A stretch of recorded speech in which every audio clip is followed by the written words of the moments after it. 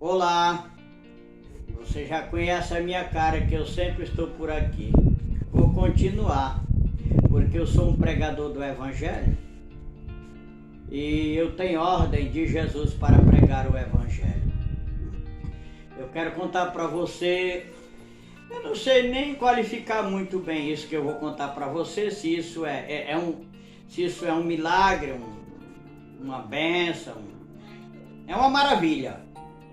Para você ver como a oração do crente ela é um negócio muito forte. E a permanência na oração é mais forte ainda. A oração da manhã, pelas 5 horas da manhã, a oração é um negócio tão forte. E a maioria dos crentes não gosta de orar de madrugada, deve orar de madrugada. Eu já recebi muitas bênçãos de madrugada. A maioria das vezes que Deus conversou comigo, falou alguma coisa para mim, me orientou, me repreendeu de erros meus, foi pela madrugada. Louvado seja Deus do céu para sempre. Eu quero dizer para você que uma vez eu fiz um propósito, estava em Manaus também, de orar 3 vezes por dia com minha esposa durante um ano. Isso era costume de Daniel da Bíblia, no templo. Ele foi exilado em Babilônia, no tempo do rei Nabucodonosor. Ele teve muitos problemas, mas foi vencedor. Quem ora mais, recebe mais bênção. Tem muito problema também. Às vezes quem ora muito tem mais problema do que os outros.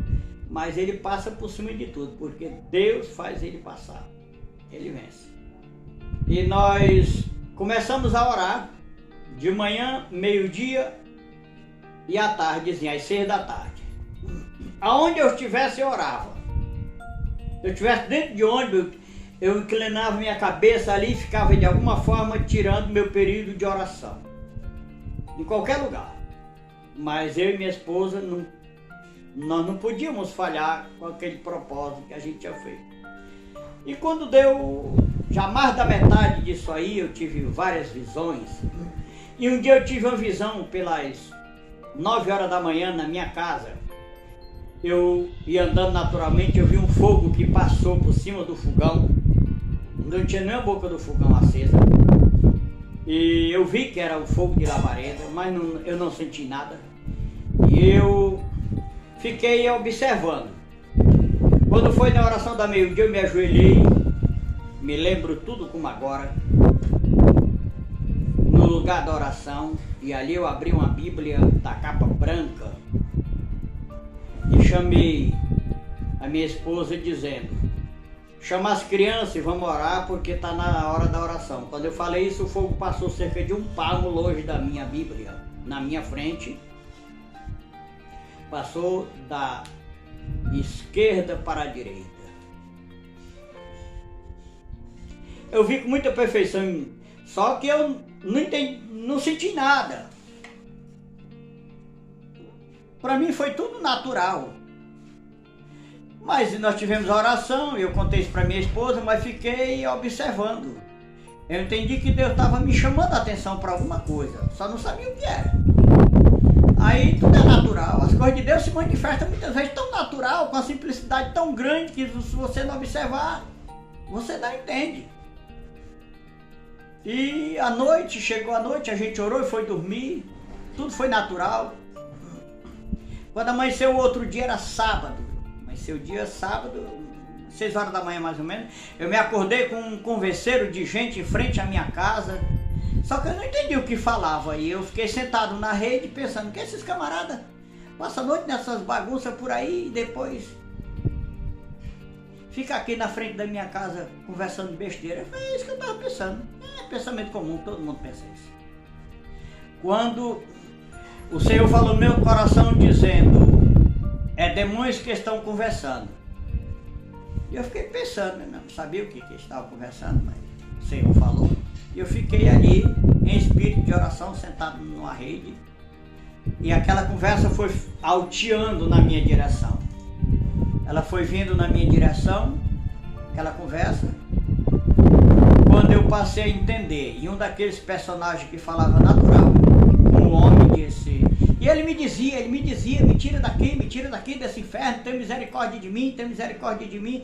E os dois dispararam numa risadagem debochante que parece que rolava até pelo chão. Eu não estava vendo ninguém, só estava ouvindo. E quando parou aquele risadagem, aí o Senhor falou para mim dizendo, é reunião de demônios. E nesse movimento aí, eu ouvi quando Satanás fez uma pergunta.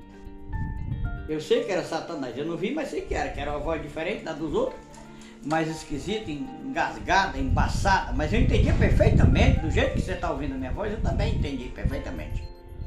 E aquela voz esquisita, grosseira, disse, como é que tá a carnalidade dos garimpos? Tá tudo bem? Isso serve para os garimpeiros que vivem nas matas atrás de mineração. Prestar atenção nisso. Ei, garimpeiro, preste atenção, vocês, nisso aí. Isso é muito sério. E o demônio disse, sim, a carnalidade dos garimpos está uma beleza, e Satanás deu ordem para matar todos os garimpeiros da região. Eu ouvi isso com muita perfeição quando ele deu um grito e disse, você tem que matar os garimpeiros tudinho, não poupa ninguém, não poupa ninguém. E vocês que vivem na área de garimpo, Brasil afora e mundo afora, sabem que nessa região tem ambição, tem morte, tem roubo, tem bebida, tem prostituição, tem muitos gestos malignos no meio disso. Vocês sabem que Satanás deita e rola nas áreas de minerações. Vocês sabem muito bem disso. Tenham muito cuidado, muito cuidado. Eu ouvi isso. E quando parou ali aquele converseiro, cerca de 3 a 5 segundos, Satanás fez uma outra pergunta, que foi, e os crentes continuam crescendo? Satanás sabe que a igreja que Jesus fundou na terra, as portas dos infernos não vão destruir. Jesus disse que ia fundar a igreja e fundou, e as portas dos infernos não prevaleceria contra a igreja. A igreja é maior do que o inferno, maior do que Satanás, maior do que os demônios. E muitas vezes, crentes têm problemas porque não para observar isso. Mas a igreja é bem maior e tem força e tem poder acima da área maligna. Louvado seja Deus do céu para sempre. Então, meus queridos e amados, Satanás deu uma ordem. Quando ele perguntou se os crentes continuam crescendo, o demônio respondeu que sim, e ele deu uma ordem dizendo, vocês têm que inventar alguma coisa, mas os crentes na terra têm que parar de crescer, de um jeito ou de outro, mas vai parar de crescer? Vai. Ora, quem é Satanás para fazer a igreja parar de crescer? Quem é? A igreja é de Jesus Cristo. Louvado seja Deus. E quando eu ouvi isso com muita perfeição, eu ouvi um grito, como a Bíblia diz, como voz de trombeta, um grito agudo, muito alto. E que disse para mim, prega a minha palavra na igreja e fora da igreja, em tempo e fora de tempo, porque eu estou próximo para buscar a minha igreja. Eu tenho ordem para pregar o evangelho do mesmo jeito que o Senhor Jesus deu para os discípulos, também deu para mim. Então, é por isso que estou contando isso para você. Jesus Cristo é real. Jesus Cristo é real, preste bem atenção. E muito mais vivo do que o que alguém pensa. Jesus Cristo não é um fantasma, como os apóstolos pensavam lá no dia que estavam naquela travessia com medo de morrer afogado. Não! Que viram Jesus andando por cima das águas. Jesus Cristo é real. Jesus Cristo é Deus, homem. E do jeito que ele subiu no Monte da Ascensão, ele vai descer do mesmo jeito. O corpo dele não apodreceu, ressuscitou. E depois que ressuscitou, comeu com os discípulos, comeu pão, comeu peixe assado e comeu mel também.